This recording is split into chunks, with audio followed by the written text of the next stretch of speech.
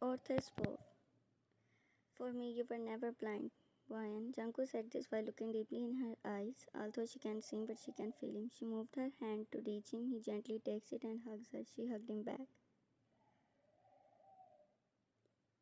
You don't need to worry about it anymore. He tried to convince her, but then he heard a sob.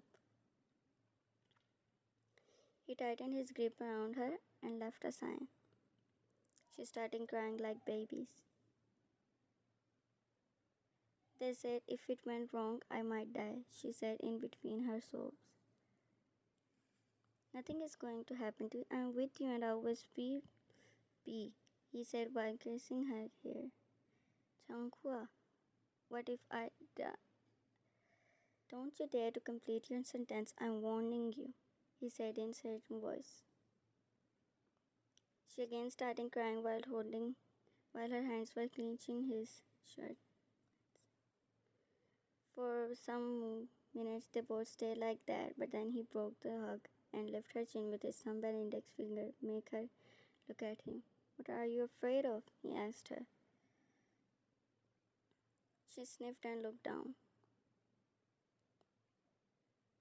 I'm asking something, he asked. He was smiling at her. I'm scared that I won't able to see James, my parents, and you.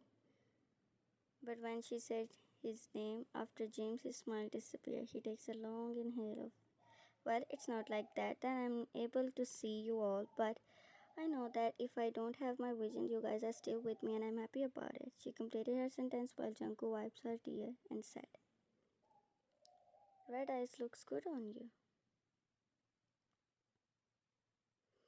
She looked at him and said, Here I'm crying that I might die, but look at him, complimenting my eyes, she said with anger. He grabbed her by the shoulders and said, How many times do I have to say that? Don't say the word die when I'm with you. His grip is getting tighter, but then he controls himself when he saw her all smiley. It was not funny, he said and went back to his chair. She started laughing and then said, If not today, then tomorrow everyone has to die. We have came to this world to die, and anyway it is all mortal. Whether I die tomorrow or today doesn't matter. In afternoon.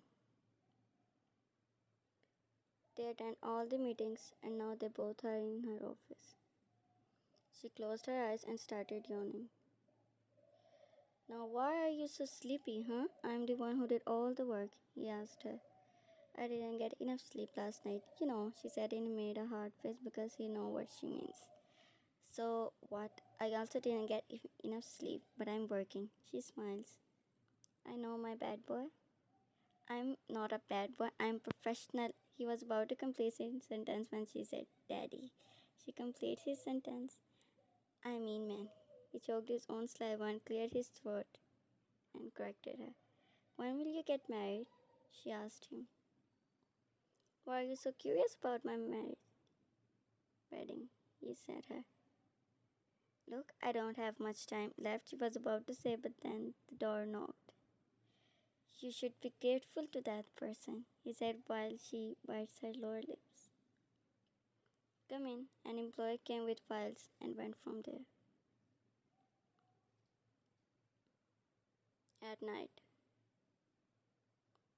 they both walking outside the building as it was time to go home while holding hands, looking like a perfect couple. When will we have to go? She asked him. They said after the day after tomorrow. He simply said her eyes widened. And you're telling me now? She shouted.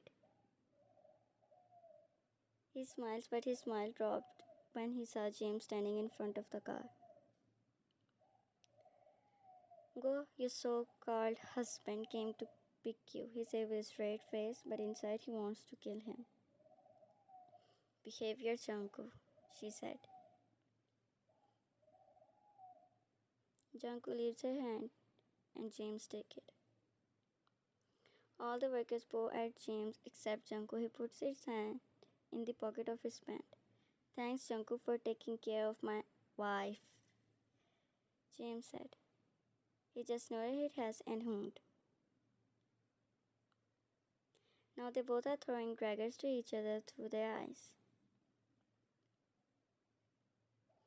James fake smiles and looks toward Ryan.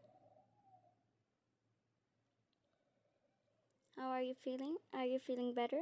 She said, he said while caressing her cheeks. She smiled, but on the other hand, Jungkook scoffed at his cringiness. I'm sorry that I left earlier because of some meetings, but next time I won't leave without giving you a massage after our night. Ryan blushed and grabbed his hand to stop him. James said and looked at Jungkook, who was showing his straight face. But then they both left from there, while Jungkook was looking at their car, which is now out of his sight. Bloody shameless cringe bastard. Jungkook cursed him.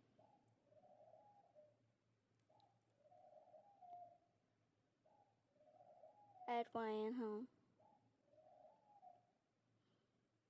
I don't like your so-called secretary, James said. Why? She asked, who was now sitting on the bed putting lotion on her hands. It's been 1 year since their marriage, but James never stopped telling her that how much he hates Jungkook. He's so disrespectful. Why don't you fire him? He asked. I can, she simply answered. May I know why? He looked toward her and said, I don't think so that I have to explain myself, she said. Just why, huh? Why don't you just fire him? Can't you do this for me? He shouted at her.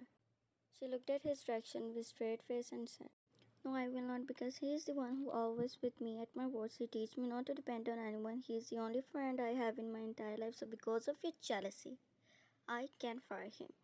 I'm not anyone, for God's sake, he said, except you. She said he stood there and left the room. She knows that he will not come till morning and left her signs, but she knows that she can never let Jungkook go.